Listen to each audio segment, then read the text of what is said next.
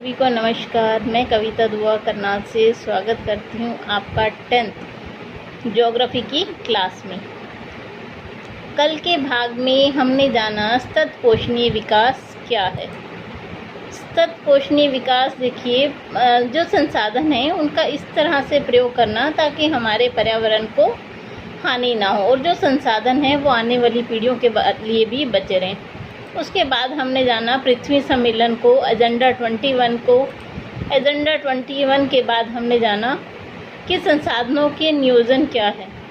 उसके बाद हमने भूमि जो संसाधन है उसके ऊपर विस्तार से जाना कि भारत में कितने प्रतिशत जो भूमि है वो वनों के लिए आरक्षित है और कितने प्रतिशत कृषि में और कितनी अन्य कार्यों में प्रयोग हो रही है। आज के भाग में जो हम पढ़ने वाले हैं वो है कि जो वन है, भारत की वन नीति क्या है।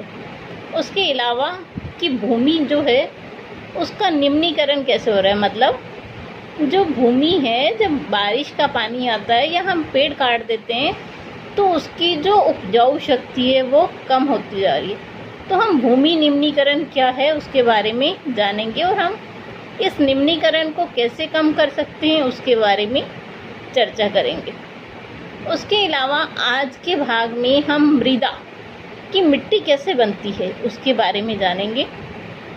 उसके अलावा जो मिट्टियां हैं अलग अलग तरह की भारत के विभिन्न राज्यों में उपलब्ध हैं, जैसे कि जलोढ़ मृदा, काली मृदा और बांगर और खादर क्या होता है, उस सब के बारे में आज के भाग में हम जानेंगे।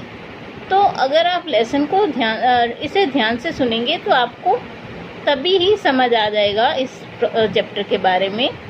तो आइए शुरू करते हैं हम अपना आज का टॉपिक, संसाधन एवं विकास भाग 4। देखिए, अब हम वन नीति के बारे में जानेंगे। जो भारत की राष्ट्रीय वन नीति है 1952 में बनाई गई।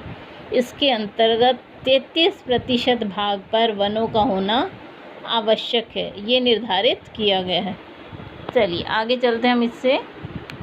लैंड डिग्रेडेशन, भूमि का निम्नीकरण कैसे होता है।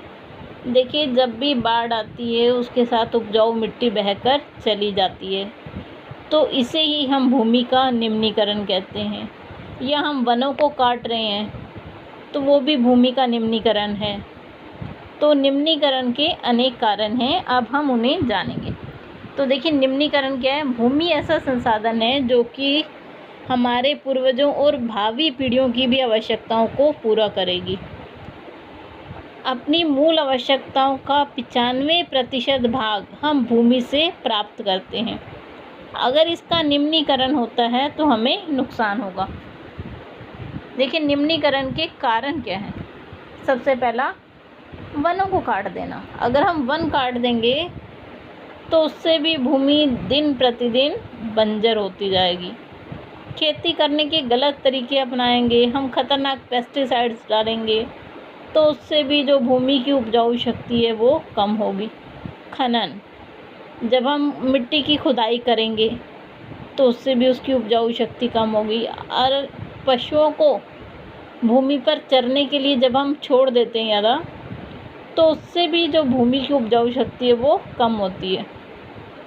हम किसी चीज़ में आवश्यकता से अधिक, अगर जिस चीज़ की आवश्यकता, मान लीजिए मुझे 1 गिलास पानी की आवश्यकता है, मैं 2 गिलास पी लूँ, हो सकता है मुझे कोई दिक्कत है। ऐसे ही हम भूमि पे आवश्यकता से अधिक सिंचाई करेंगे तो भी उसका नुकसान है। तो ये सारे कारण हैं जिससे कि भूमि का निम्नीकरण हो रहा है। वनों को काटने से, खेती के गलत तरीक़ों से, खनन से, अति पशुचरण से और सिंचाई से। चलिए अब हम देख लेते हैं कि जो भूमि है वो कैसे बनती है। देखिए, जो भूमि है उसे बनने में लाखों वर्ष लग जाते हैं। भूमि एक नवीकरणीय योग्य संसाधन है, लेकिन उससे बनने में बहुत समय लगता है मिट्टी को। चलिए अब हम देखते हैं कि देखिए कैसे होती है मिट्टी। देखिए, ये जो ग्रीन पार्ट है वो है जो हमें दिखाई देता है।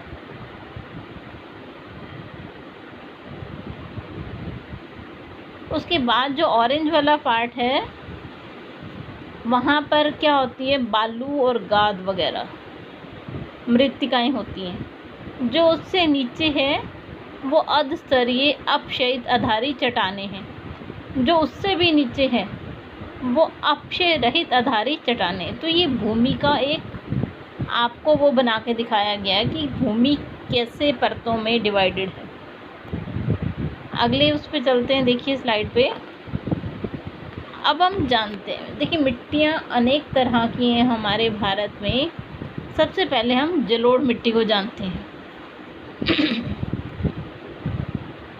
देखिए जो जलोढ़ मिट्टी है वो सबसे उपजाऊ मिट्टी है। तो जो जलोढ़ मिट्टी है उसे जलोढ़क या एलुवियम उस मिट्टी को कहा जाता है। ये बहते हुए जल द्वारा बहाकर लाया और कहीं अन्यत्र जमा किया जाता है। यह भुरभुरा या ढीला होता है। इसके कण आपस में सख्ती से बंधकर कोई शैल नहीं बनाते।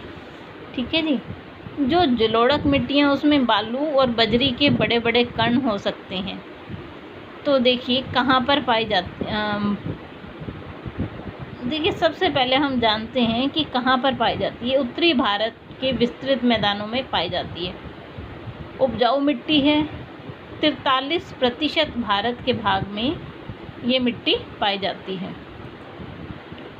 उसके बाद ये मिट्टी कहाँ से आती है? सतलुज, गंगा, यमुना, घाघरा, गंडक, ब्रह्मपुत्र और इसकी सहायक नदियों द्वारा लाई जाती है।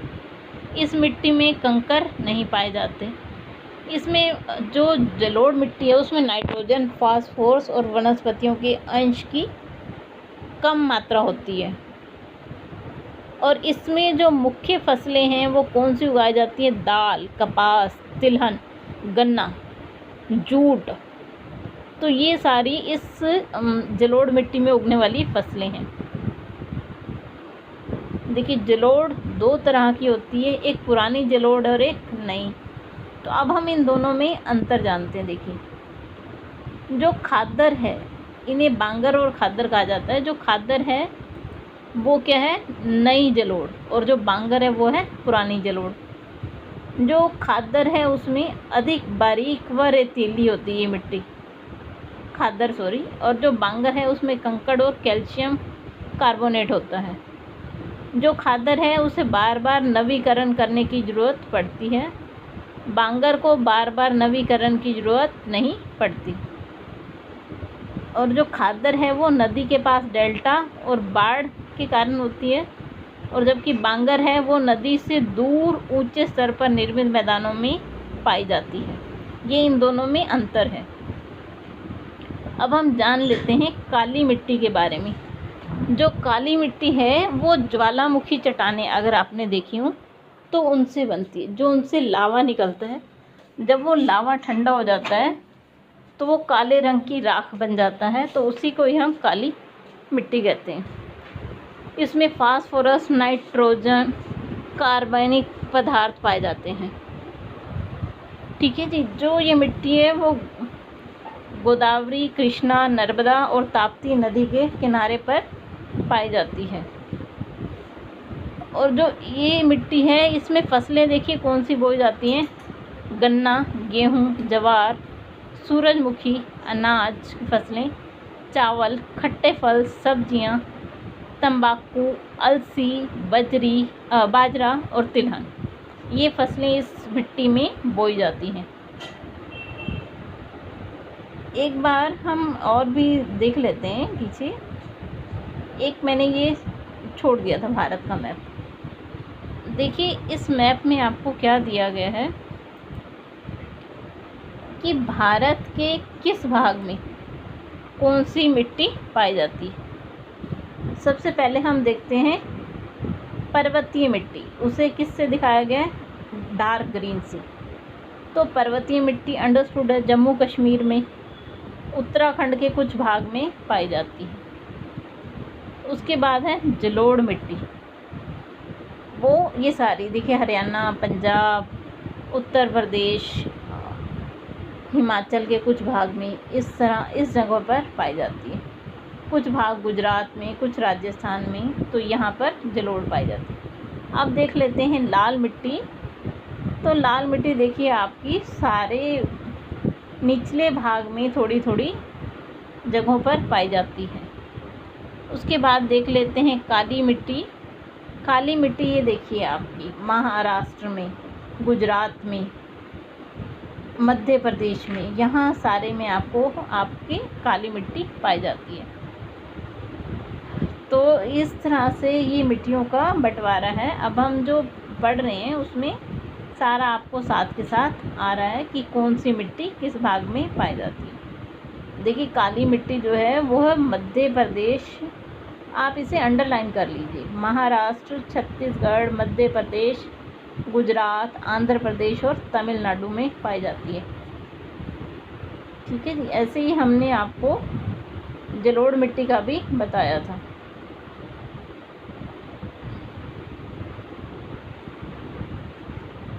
ठीक है जी। जो जलोढ़ मिट्टी है वो हमारे उत्तरी भारत के मैदानों में पाई जाती है। तो आज के लिए बस हम इतना ही करेंगे। कल अगले भाग में हम